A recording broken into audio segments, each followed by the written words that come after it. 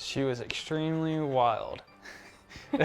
Just a burst of energy whenever anybody got home or came over. Her leash pulling was horrible. Like wrapping me around a tree, chasing a squirrel, dragging Dalton through the yard multiple times at my parents' house. Just because she was so powerful and didn't have any kind of will or want to rein that in. Last but not least, she broke through our backyard fence one day. That was kind of our last straw with, okay, we gotta get some help for her. A lot of the dog trainers that I found offered 2-week programs, but for the same price, basically, that Alpha Instincts offered a 3-week program, which I thought was a lot more beneficial for her, because I thought, based on just her leash pulling and her crazy wildness around just wanting to love everybody, that she would need a little bit of extra care. We got plenty of updates, videos, photos about how she's doing. Yeah, I could tell like a lot that Rachel really cared about her, because just reaching out that first week even to say like, hey, I'm worried about her water intake, which some trainers probably wouldn't be as worried about that. They'd be like, oh, well, she's drinking water, so it's fine. But Rachel was very intentional in saying like, well, she's drinking water, but I don't know if she's getting enough water. And so just those like details like that were really important to us when we were missing her more in the first week than we did the last 2 weeks.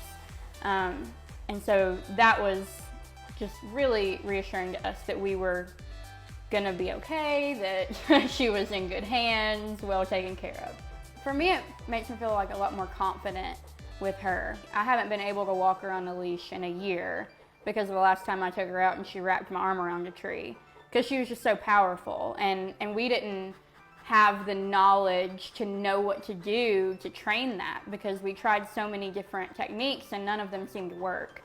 So I got to the point where I was more scared for her safety. And so knowing that she can heel on a leash and she's not taking off after squirrels or other dogs or wanting to just love on all the people, it's a lot more confidence in being able to take her places by myself. You know, it's never too late, obviously, but if it's something like you honestly think that your dog needs to do for the benefit of your dog alone, just do it. It's so important. If you're on the fence about it at all, then that means that you see any kind of a problem. Like there's areas for improvement that you don't know how to handle. So they have all the experience in the world and know how to do everything from anxiety issues to aggression issues. So why not at least let them come out for an evaluation just to talk to you about what they can do, what they're capable of, and what your dog's capable of. I wasn't 100% sure of how much she was going to be able to learn during the process. Like off leash, I was not getting my hopes up about her listening to come back, but I'm very surprised and very grateful of how far she's come. Yeah.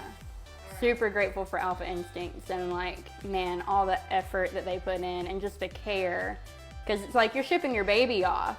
Like, oh my gosh, that was hard, and you don't know what's gonna happen, and it's like, oh, well, what if they do off-leash training and then she runs into the woods and disappears forever? And it's like, no, that's not gonna happen. They have tools and they build confidence and trust in those relationships before they even do that. And so we're just so grateful for them for giving us some confidence with her and a surety that she's gonna do what she's been trained to do.